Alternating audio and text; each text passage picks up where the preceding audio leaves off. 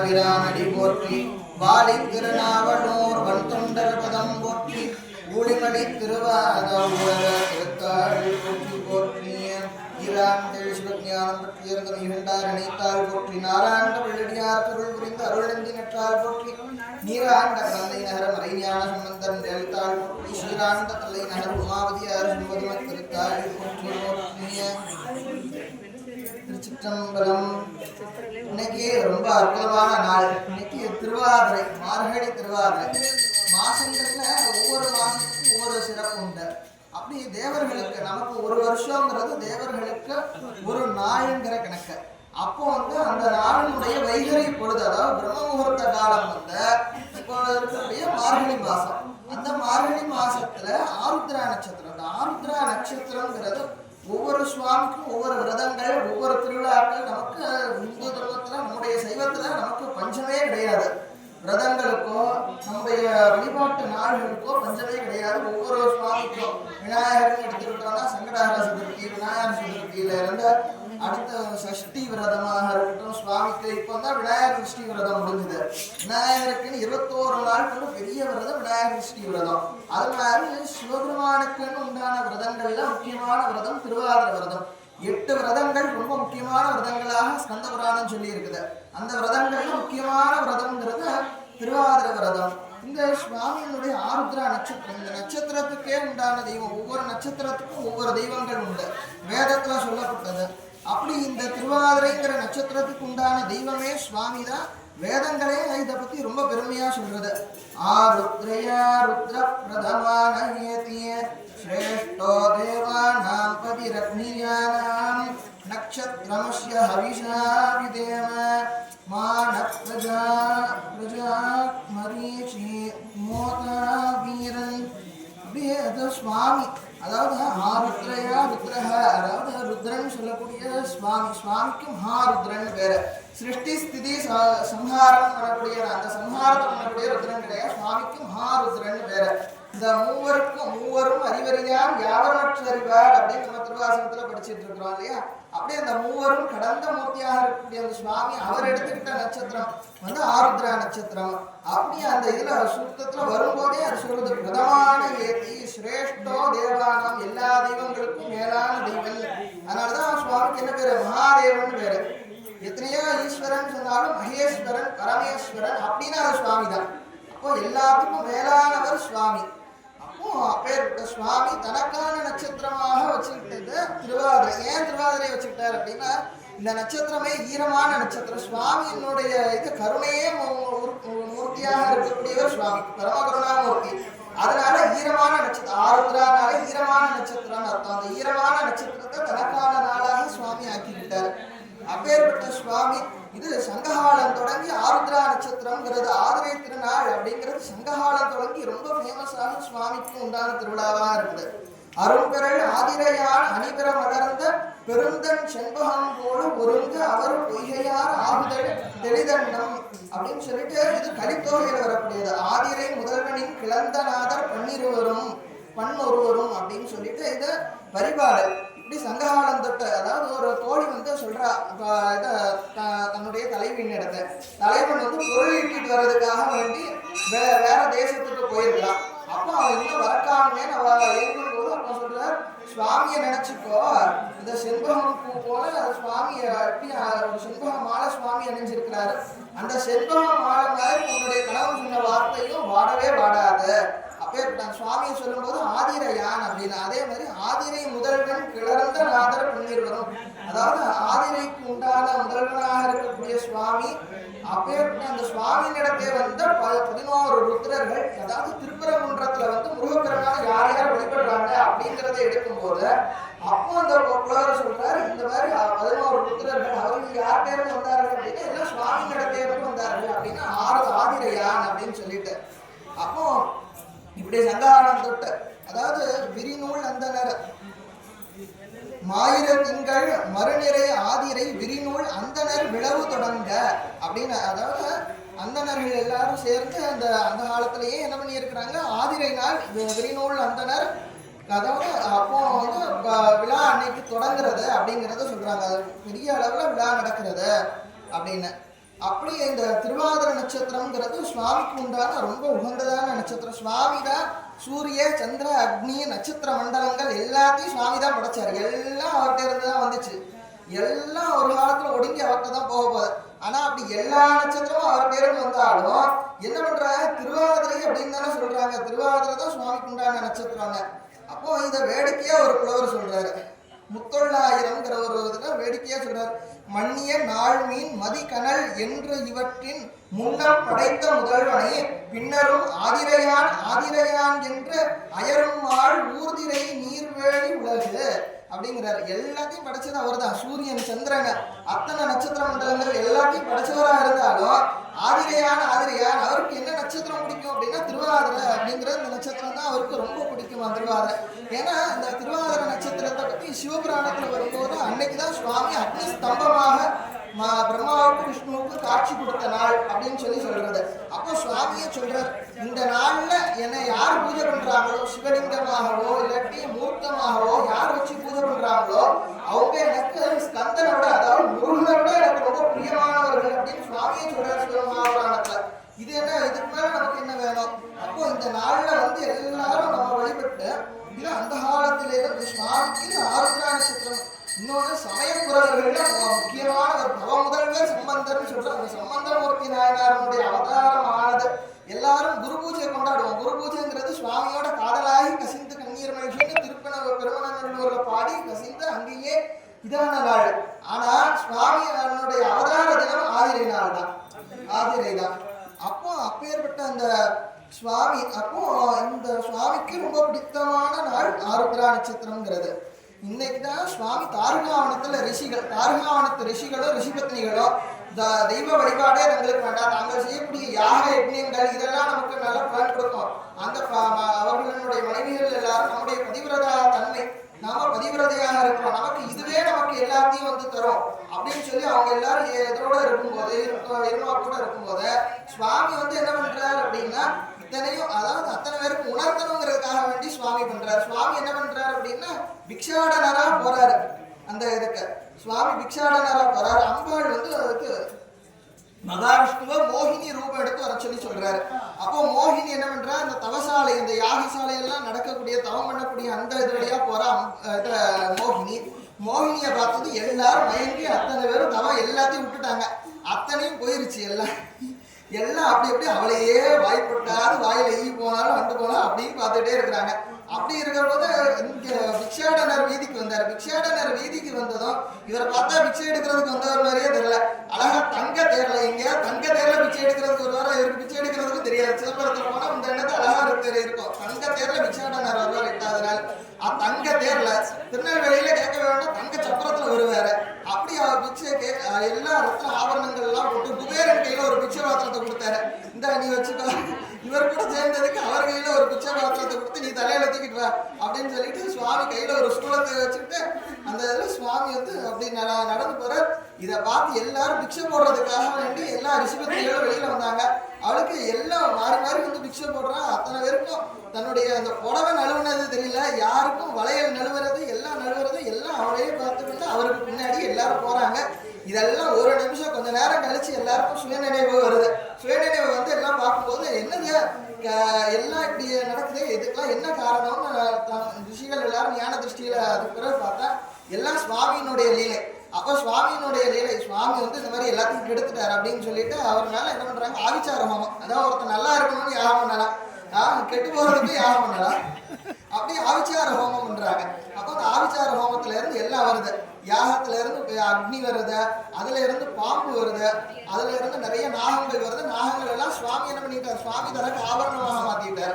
அதுல வந்த பொருள்கள், அதுல இருந்து ஒரு புளி வந்துச்சு, அதை உரிச்சு இதாக தனக்கு இடையில வஸ்திரமா கட்டிக்கிட்டாரு. அப்படி அங்க இருந்து வந்த அத்தனையும் தனக்கு ஆபரணங்களா மாத்திட்டார் சுவாமி. சுவாமி அந்த காட்சியை கண்டதும் அதுக்கு பிறகு அவர்களுக்கு ஞானம் வந்து ஞானத்தை கொடுத்து சுவாமி அனுகிரகம் பண்ணின நாள். முதல்ல ஆனந்த தாண்டவம் எல்லாருக்கும் தரிசனம் தாருகாவன ரிஷிகளுக்கு. அதுக்கு பிறகுதான் பதஞ்சலி வியாக்கிரபாதர்கள். அதெல்லாம் மோகினி அவதாரம் எடுத்து வந்த மகாவிஷ்ணு பார்க்கடல படுத்திருக்கும் போது நினைக்கிறாரு. அதை நினைக்கும் போது தான் ஆனந்த கண்ணீர் வருது. அதுக்கு பிறகு ஆதிசேஷன் கேட்டா, அதுக்கு பிறகு அதுக்கு பிறகுதான் சிதம்பரம் நடனம். முதல்ல நடனம் வந்து ஆருத்ரா நட்சத்திரத்தன்னைக்கு தான் நடந்துச்சு. சிதம்பரத்துல அதுக்கு பிறகு பதஞ்சலி வியாக்கிரபாதருக்கு காட்சி கொடுத்த நடனம் வந்து தைப்பூசத்தன்னைக்கு. அந்த தலபுராணத்துல ரொம்ப அழகா சொல்ல தைப்பூசத்தன்னைக்கு தான் பதஞ்சலி வியாக்கிரபாதருக்கு தரிசனம் கொடுத்தது. முதல்ல தாரகான தரிசிகளுக்கு நடன காட்சி கொடுத்தது திருவாதிரை நாள். அப்ப அந்த சுவாமி அது மாதிரி அந்த சுவாமிக்கு இந்த ஆருத்ரா நட்சத்திரத்தன்னைக்கு அந்த சுவாமி காட்சி கொடுத்தார். அப்பேற்பட்ட இதை எல்லா நாயன்மார்களுமே ஆதியன் ஆதிரயன் அனலாடிய வாரழகன் பாதியோர் மாதினோடோ பயிலும் பரமாபரமும் போதியலும் முடிமேல் புனலோடரவும் புனைந்த வேதியன் மாதிமையாள் விரும்பும் இடம் விழுந்துரையே. அப்படி திருவெண்டுரை பதிகத்துல சொல்ற ஆதியன் அவன் தான் எல்லாத்துக்கும் ஆதியாக இருக்கக்கூடியவன், அவன் ஆதிரையன் அப்படின்னு சொல்லிட்டு. அதே மாதிரி நாவுக்கரசு பெருமானம் வேதநாயகன் வேதியர் நாயகன் மாதிநாயகன் மாதிநாயகன் மாதவர் நாயகன் ஆதிநாயகன் ஆதிரை நாயகன் பூதநாயகன் புண்ணியமூர்த்தியே. அப்பேற்பட்ட சுவாமி ஆதிரை நாயகன் அப்படிங்க. இதே சுந்தரமூர்த்தி சுவாமியோட சொல்றார் ஆதியன் ஆதிரையன். அந்த பாட்டு மாதிரியே தான் இருக்கும், அதே பண்ணிட்டான். ஆதியன் ஆதிரையன் அயன்மாழறிதற்கரிய சோதியன் சொற்பொருளாய் சுருங்காமரை நான்கினையோ ஓதியன் கும்பர்தன் கோன் உலகத்தினுள் நாதியன் நம்பெருமான் நன்னூர் நனிப்பள்ளியதே அப்படின்னு சொல்லி மணிப்பள்ளி தேவாரத்துல அவரும் சொல்றாரு ஆதியன் ஆதிரையான் அப்படின்னு சொல்லிட்டு. அது மாத்திரம் இல்ல, திருவாரூர்ல தரிசனம் பண்ணிட்டு நாவுக்கரசு சுவாமிகள் திருப்புகழூர் போறாரு. ஆல்ரெடி திருஞான சம்பந்த பெருமான் திருப்புகழூர்ல தங்கி இருக்கிறார். அப்போ அவர் வந்து கேட்கிறார், திருவாதிரை எப்படி நீங்க கழிச்சிங்க அப்படின்னு திருஞான சம்பந்தர் நாவுக்கரசு பெருமான் கேட்கிறார். நாவுக்கரசு பெருமான் அதை ஒரு பதிகமாகவே பார்க்கிறார். அவர் திருவாதிரைக்கு திருவாரூர்ல நாவுக்கரசு பெருமான் இருந்தார், நாவுக்கரசு பெருமான் இருந்தார். அந்த இதை தான் வர்ணிச்சு அவர் நாவுக்கரசு பெருமான் சொல்றார். சித்தம் நிலாவ தென் திரு ஆரூர் நகராளும் மைத்தலை கண்டர் ஆதிரை நாளில் மகிழ்ந்து வெள்ளம் இத்தகை மைத்த என் மொழிகேன் என்றருள் முத்து விதான மணிபொற்கவரி மொழிமாலை செய்தார் திருவாதிரை திகழ் செல்வன் செல்வனார்.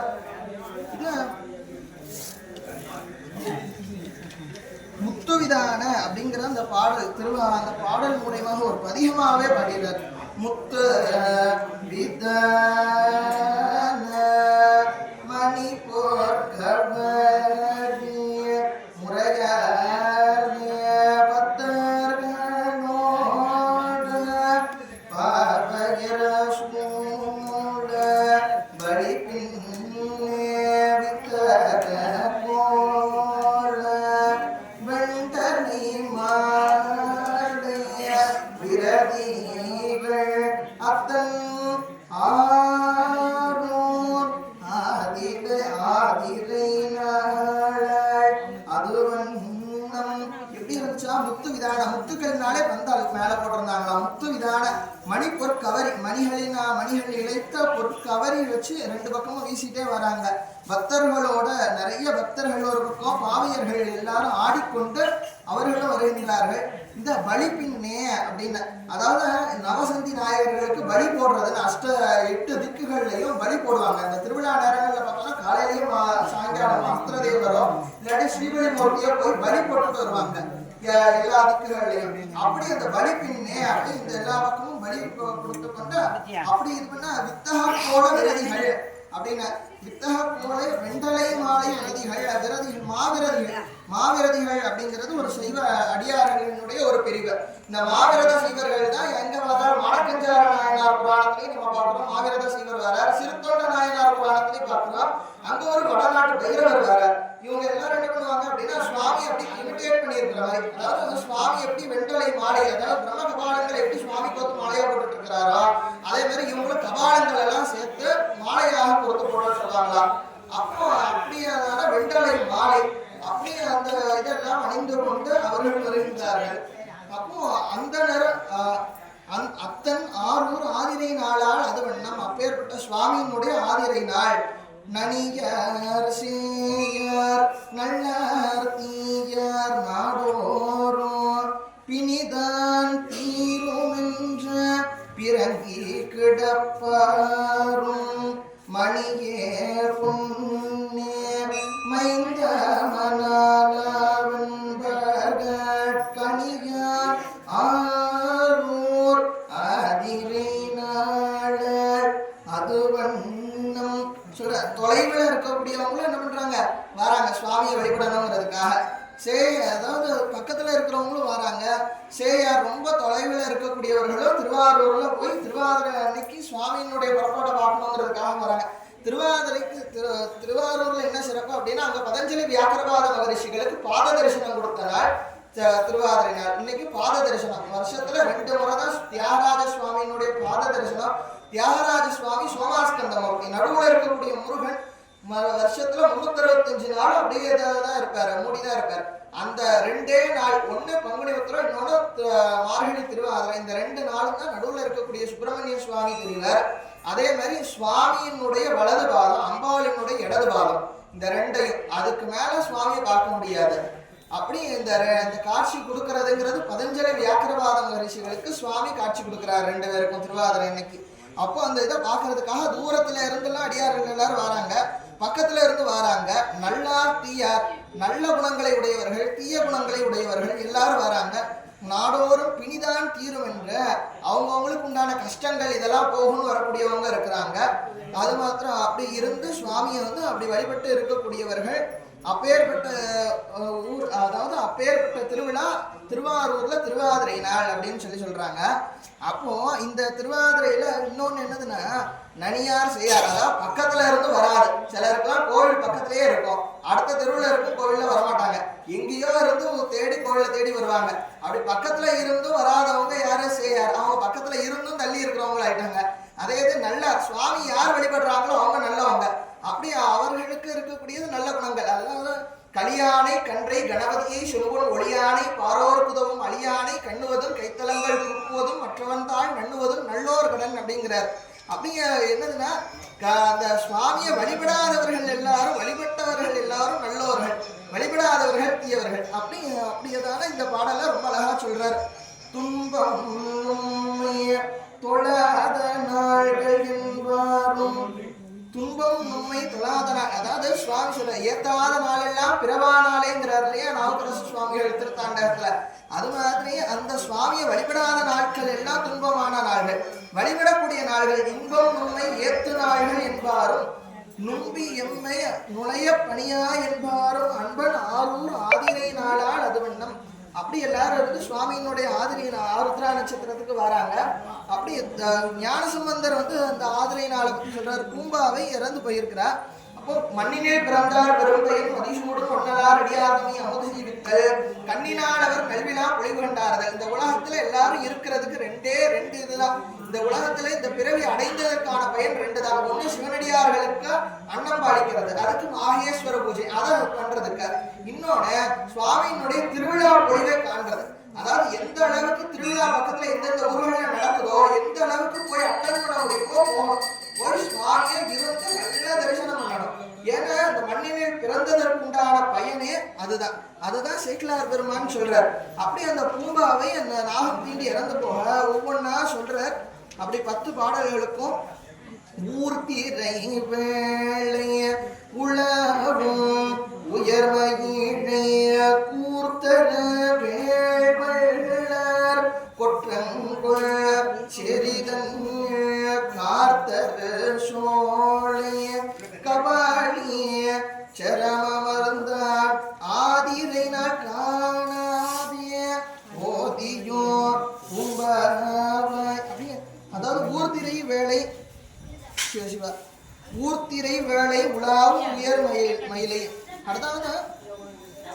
ஊர்ந்து அலைகள் வந்து எப்பொழுதும் வீசக்கூடிய அந்த மயிலாப்பூர்ல என்ன பண்றாங்க அப்படின்னா ஊர்தரு வேள்வெள்ளார் குற்றங்கோல் சேரிதன்னு அப்படின்னா மீன் பிடிக்கக்கூடியவர்கள், அங்க வலைஞர்கள் நிறைய பேர் இருக்கிறாங்க, அவர்கள் மீன்பிடி தொழிலை செய்யக்கூடியவர்கள், அப்பேற்பட்டவர்கள் இருக்கக்கூடிய அந்த ஒரு கார்தரு சோலை கபாலீச்சரம் அமர்ந்தான். இன்னைக்கு சென்னையில எங்கேயுமே மரமே கிடையாது, எல்லா பக்கமும் எல்லாம் பிளாட் போட்டாச்சு. ஆனா அந்த காலத்துல அவ்வளவு இதா இருந்திருக்குது. அதான் சொல்றாரு கார்தரு சோலை கபாலீச்சரம் அமர்ந்தான். அதாவது காரண மேகங்கள் நிறைய உண்டு பண்ணக்கூடிய சோலைகள், அப்படி சோலைகள் எல்லாம் சூழ்ந்து ஒரு காலத்துல கபாலீச்சரம் இருந்திருக்குது. அப்பேற்பட்ட அந்த கபாலீச்சரம் அமர்ந்தால் ஆதிரை நாள் காணாதே போதியோ பூம்பாவாய். அப்பேற்பட்ட அந்த சுவாமியினுடைய திருவாதிரை நாள் பார்க்காம போயிட்டே அந்த திருவிழாவை அப்படின்னு சொல்லி பூம்பாவையை கூப்பிடுறார். இப்படி அப்பய தீட்சிதர்னு ஒரு பெரியவர் வாழ்ந்தார். அவர் என்ன பண்ணினார் அப்படின்னா, அவர் வந்து ஒரு சோதனை செஞ்சு பார்த்தார். நம்ம நினைவுல நல்லா இருக்கும் போதெல்லாம் சுவாமியை வந்து நினைக்கிறோம், எல்லாம் சரி. நமக்கு என்னைக்காவது நினைவு தப்பு போச்சுன்னா அப்ப என்ன பண்ணுவோம்? நனவினோ கனவினோ நம்ப மனவினோ வழிபட மரவே நம்ம புனல் விரினரும் கொன்றைய போதனிந்த கனலெறியனை கொள்க கையவனே இது ஓயமையாளுமாறு ஈவதும் நமக்கிள்ளையே அதுவோ உணரின்னர்வு ஆவடு துறையரே. நனவிலும் கனவிலும் சுவாமி, அவருக்கு கனவிலையும் சுவாமி இருக்கிறார், அதுவும் தெரியுது அவருக்கு.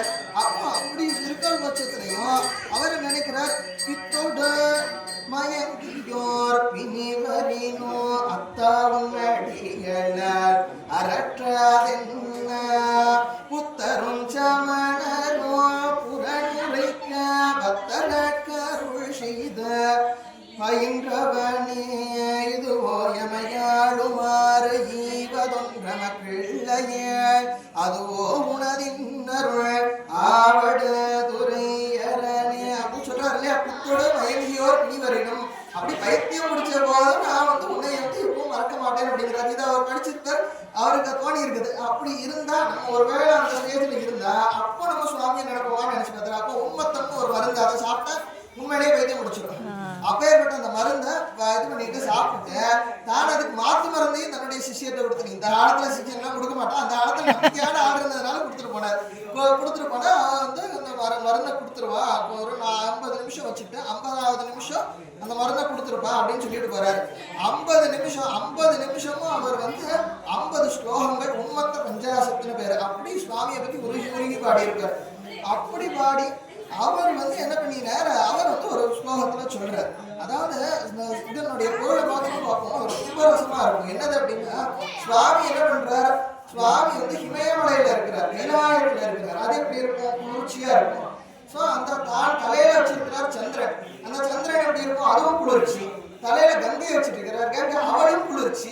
சரி, பக்கத்துல ஒருத்தி இருக்கிறாளே அவ எப்படின்னா, அவ இமயமலையினுடைய பெண்ணு, அவ ஹிமவானோட புத்திரி, அவ மலைமகன் பேரு, அவளும் குளிர்ச்சி. சரி, ஆபரணங்களா போட்டிருக்கிறாரு, அதுவாது ஏதாவது சூடா போட்டிருக்கிறாரு, அதுவும் குளிர்ச்சியான நாகங்கள். இப்படி எல்லாத்தையும் போட்டுட்டு இருக்கிறது பரவாயில்ல. திருவாதிரணிக்கு எத்தனை மணிக்கு குளிக்கிறார்? சிதம்பரத்துல நடராஜரை பார்க்கும்போது அவர் பார்த்து பேசுறாரு, எத்தனை மணிக்கு குளிக்கிறார் இவரு அப்படின்னு பார்த்தா 12 மணிக்கு 1 மணிக்கு சுவாமி வந்து இறங்குவார்.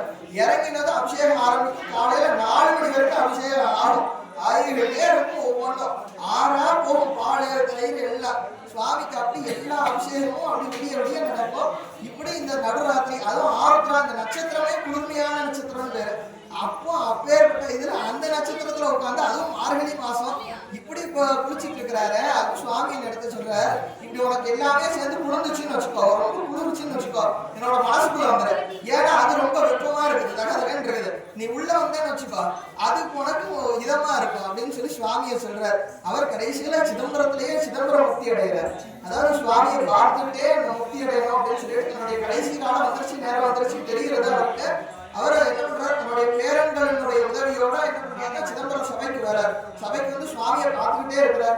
பார்த்துக்கிட்டே இருக்கும்போது ஒரு ஸ்லோகம் இருக்கார், ஆபாக்கி ஆட்டகா நடமாதவத்மீ ஜோதிர்மயோ கருணா அருணோயம் அப்படின்னு சொல்லிட்டு அந்த பாதி தான் படிச்சார். அதுக்குள்ள அவர் சிவகதி அடைஞ்சிட்டார். அதாவது பார்த்தோம்னா இந்த ஆபாதி நாட்டக சபா, அந்த பொன்னம்பலத்துல சுவாமி அந்த காலை தூக்கி ஆடுறாரு இல்லையா, அந்த பாதம் எப்படி இருக்குது அப்படின்னா சூரியோதயம் மாதிரி இருக்குது, அது சூரியனுடைய உச்ச மாதிரி இருக்குது.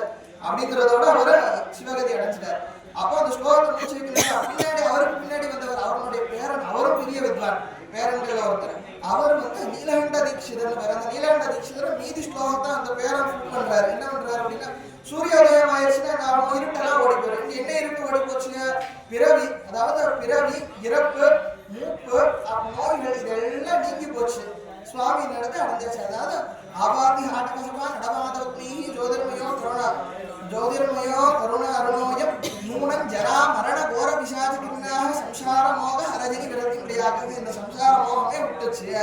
அப்படியே அந்த பிறவி பிணியானது அந்த இதை பார்க்க தீர்ந்தது அப்படின்னு சொல்லிட்டு அப்பேற்பட்ட சுவாமி. அந்த சுவாமி பண்ணக்கூடிய நடனம் பஞ்சகிருத்திய நடனம். இந்த நடனமானது பஞ்சகிருத்திய நடனம், பஞ்சாட்சர நடனம். அதாவது இந்த நடனம் 5 தொழில்களையும் குறிக்கும், சுவாமியினுடைய திரு 5 எழுத்தையும் குறிக்கும். அப்பேற்பட்ட இதை மெய்கண்ட தேவ நாயனார்கிட்ட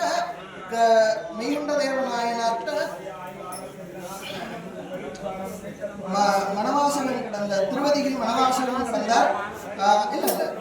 மணவாசகன் கிடந்தார் கேட்கிறார், ஆடும் படிகள் நல் அம்பலத்தான் ஐயனே நாடும் திருவடிகளின் நகரம். அப்போ அந்த சுவாமியினுடைய அந்த பஞ்சகிருத்திய நடனத்தை நீங்க விளக்கி சொல்ல முடியுமா அப்படின்னு யாரு கேட்கிறார்? குருட்ட சிஷ்யன் கேட்கிறாரு. அப்போ அவர் சொல்றார், நான் இந்த நடனத்தினுடைய தத்துவத்தை உனக்கு விளக்கி சொல்றேன் அப்படின்னு சொல்றாரு. 5ம் 8ம் உருவான லிங்கத்தே அப்படின்னு சொல்லி கேட்கிறார். 5ம் 8ம் உருவான லிங்கத்தே நட்டம் முதல்வான் அபிநயத்திகள். 5ம் 8ம் உருவான லிங்கம் அப்படின்னா 8ம் 2ம் உருவான லிங்கத்தே. 8 + 2 எத்தனை? 10. தமிழ்ல எகரம்ங்கிற அந்த எழுத்து அந்த 10ங்கிற நம்பரை குறிக்கும். அந்த இதை சொல்றாரு. அது ஏன் அப்படின்னா, சிவாய நம அப்படிங்கிறதுல ஒவ்வொரு எழுத்துக்கும் ஒவ்வொரு பொருளும் ஒவ்வொரு அர்த்தம் உண்டு. அதாவது சிவன் அருள் ஆவி திரோதமனம் 5ம் அவன் எழுத்து 5ம் அடைவாம் அப்படின்னு சொல்றாரு. அதே உண்மை விளக்கத்திலேயே மணவாசன் நடந்தார் என்பதைவனார் உபதேசம் பண்றார். அதாவது சிவன் அருள் ஆவி திரோதம் 5ம் அப்படிங்கிறார். சிவன் ஷி அப்படிங்கிற எழுத்து சுவாமி, வா அப்படிங்கிற எழுத்து அம்பாள். அதே மாதிரி அடுத்தாப்புல இருக்கக்கூடிய ஏ அப்படிங்கிற இந்த எகரம் இருக்குது பாருங்க, அதுதான் இந்த உயிர்கள். அந்த உயிர்களை நிலைக்களமாக கொண்டு ஆடக்கூடிய சுவாமி. அந்த ஏங்கிறது உயிர்கள், திரோதமலம் நேங்கிறது, மேங்கிறது மலம். அப்படி இருக்கக்கூடியதான அந்த உயிர்களை நிலைக்களமாக கொண்டு சுவாமி நடனமாடுறார். அந்த நடனத்தினுடைய அந்த இதை நான் உனக்கு சொல்றேன் அப்படின்னு சொல்லி சொல்றார். சேர்க்கும் துடியதமிழ் சிகரம் சிக்கனமா வீசிகரம் ஆர்க்கும் எகரம் அபயகரம் பார்க்கில் இறைக்கு அந்தி நகரம் அடிக்கீழ் முயலனார் தங்கு மகரம் அதுதான் அப்படிங்கிற சுவாமி கையில வச்சுட்டு இருக்கக்கூடிய அந்த டமரு அதுதான் சிகரம். ஷி அப்படிங்கிற எழுத்த சிக்கனவா வீசிகரம். சுவாமி ஒரு வீசி ஆடுறாரு இல்லையா, அந்த வீசி இருக்கக்கூடிய கரம் வாங்குற அந்த எழுத்த. ஆர்க்கும் எகரம் அபயகரம். சுவாமி அபயகரம் வச்சுட்டு இருக்கிறார். அந்த அபயகரம் தான் என்னது? எகரம் ஏங்கிற அந்த எழுத்த. பார்க்கில் இறைக்கு அங்கி நகரம். சுவாமி கையில வச்சுட்டு இருக்கக்கூடிய அக்னி இருக்குதுல்ல, அதுதான் நகரம். அடியினை கீழ் முயலகனார் தங்கு மகரம். அதாவது சுவாமியினுடைய திருவடி கீழே முயலகனை கூட அழுத்திட்டு இருக்கிறார் இல்லையா, அந்த முயலகன் தான் நகரம் அப்படின்னு சொல்லி சொல்றார். இது சிவாயனமான்னு பார்த்தோம்னா, நமசிவாயன்னு பார்த்தோம்னா, ஆடும்படிகள் நல் அம்பலத்தான் ஐயனே நாடும் திருவடிகளின் நகரம் கூடும் மகரம் உதரம் வளர்த்தோள் சிகரம் பகரம் முகம் வா முரியப்பா அப்படிங்கிற ஆடும்படிகள். அதான் சுவாமியினுடைய அந்த திருவைந்தெழுத்து பஞ்சாட்சர நடனத்தை நான் உனக்கு விளக்குறேன், அதை கேளு அப்படிங்கிறார். நாடும் திருவடிகளின் நகரம். சுவாமியினுடைய பாதம் இருக்குதுன்னா அதுதான் மேங்கிற அந்த நகர எழுத்த. அடுத்தாப்புல மேங்கிற எழுத்து சுவாமியினுடைய வயிறு, உதரம்னா வயிறு. அப்போ அந்த மகரம் தான் உதரம். வளர் தோல் சிகரம். சுவாமியினுடைய வளர்ந்த தோள்கள் 2 இருக்குதுல்ல, அதுதான் ஷி அப்படிங்கிற அந்த எழுத்து சிகரம். அடுத்தாப்புல பகரும் முகம் வா. அதாவது வேதங்களை எல்லாம் சொன்ன அந்த முகம் இருக்குதுல்ல, அதுதான் வா அப்படிங்கிற எழுத்து. அடுத்தாப்புல முடி சுவாமியினுடைய அந்த ஜடாபாரம், அதுதான் ஏ அப்படிங்கிற எழுத்து. அப்படி இந்த சுவாமியினுடைய பஞ்சாட்சர எழுத்துக்கள். முதல்ல எப்படி பார்த்தோம்? சிவாய நமன்னு பார்த்தோம். அடுத்தாப்புல நமசிவாய.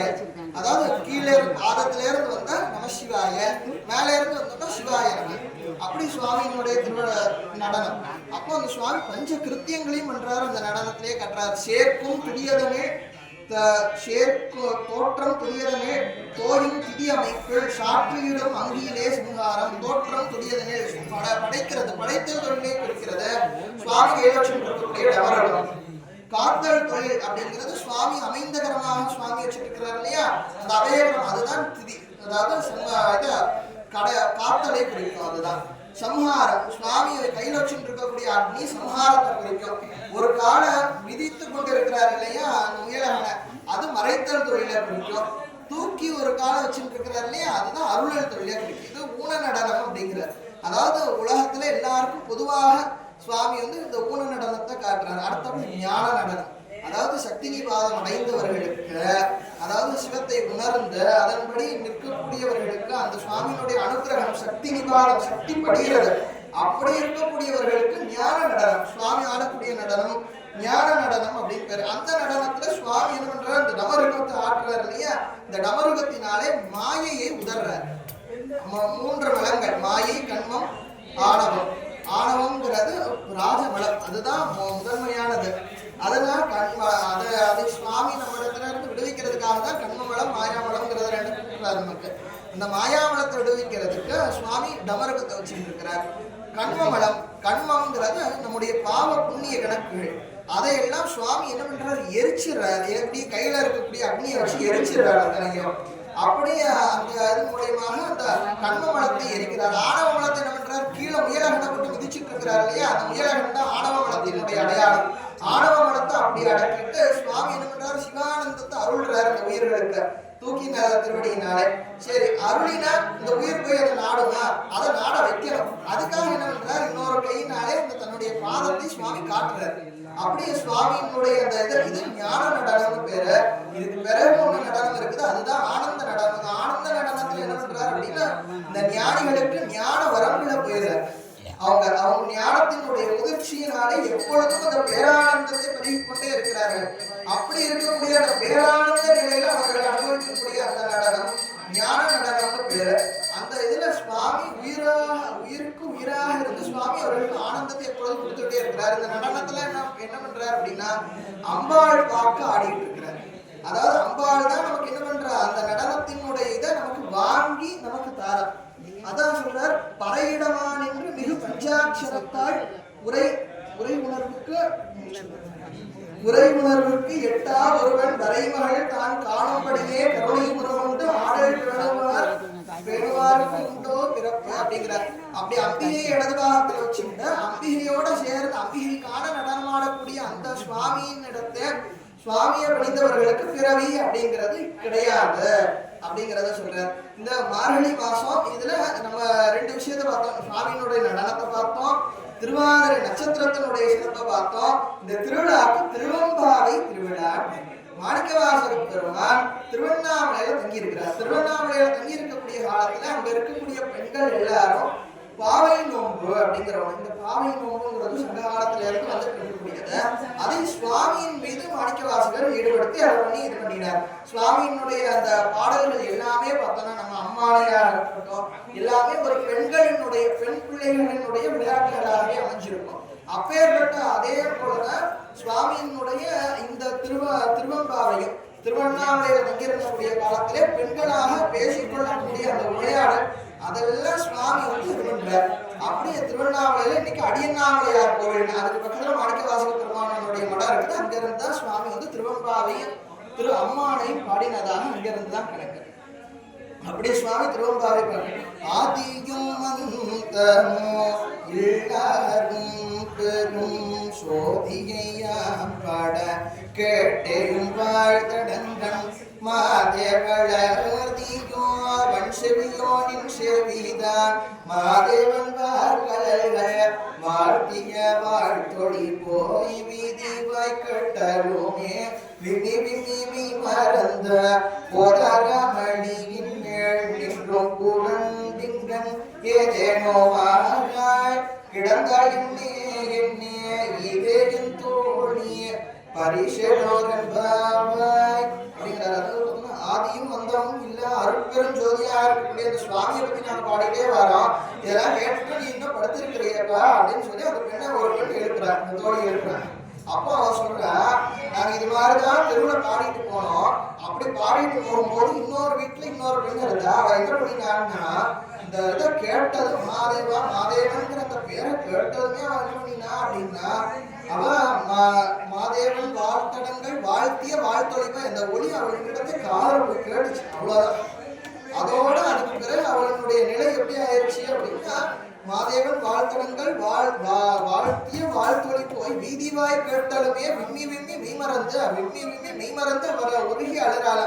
விம்மி விம்மி மெய்மறந்து போரார் அமளியின் மேல் நின்றும் புரண்டின்கள். போரார் அமளி அதாவது பூக்களினாலே இருக்கக்கூடிய அந்த முத்தை, அதனால அதுல படுத்துறதுனால அவ என்ன பண்ணினாலா, எழுந்தா எந்திரிச்சு அப்படியே உருகி மயக்கம் திருப்பி விழுந்துட்டான் அந்த இதுலயே. இப்படி அவள் இருக்க நீ என்னடான்னா இப்படி நாங்க பாடிட்டு வரத கேட்டும் நீ தூங்கிட்டு இருக்கிறையே அப்படின்னு சொல்லி இது பண்றாரு. அப்படியே இந்த ஒவ்வொரு பெண்ணா எழுப்பிட்டே வர. மானே நீங்களே நாளை வந்துங்களே நானே பூவன் என்றே போன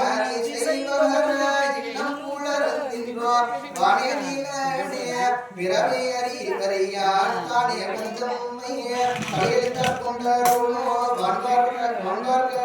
பாடி உனக்கே ஊரோ எனக்கோ ஏனோருக்கும் தந்தோணி பாடேளோரும் சொல்றாரு.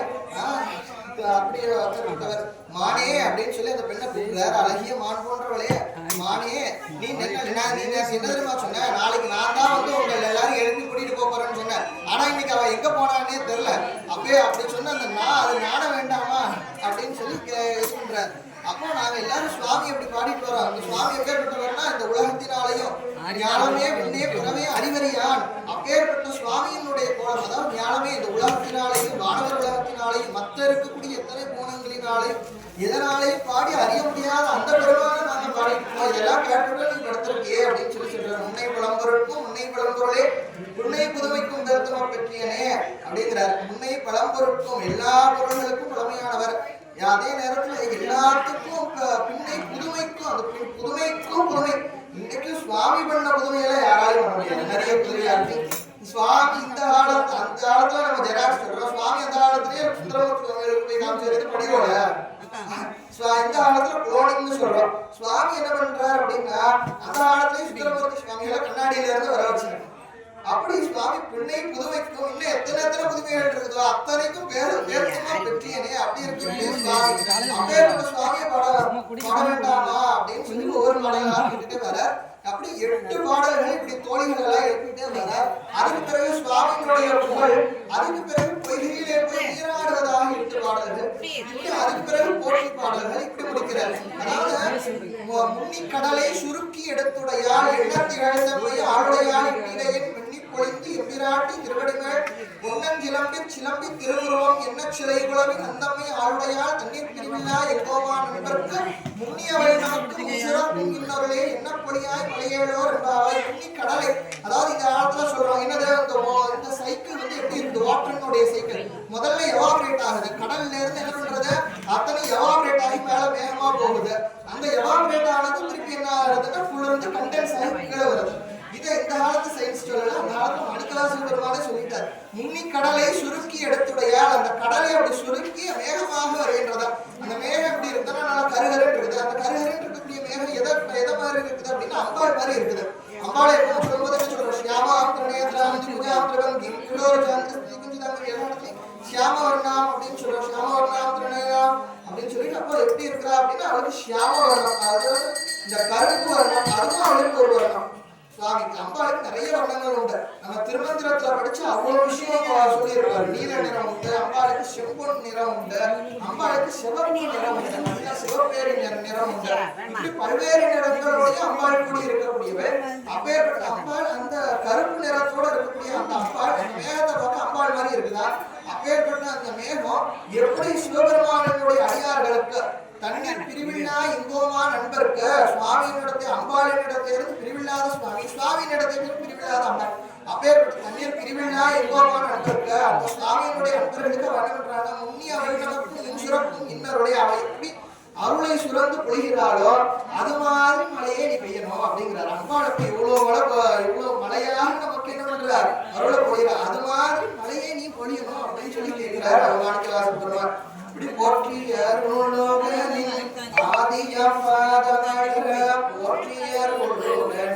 அந்த போற்றி எல்லா உயிர்க்கும் தோற்றமாம் பொற்பாதம்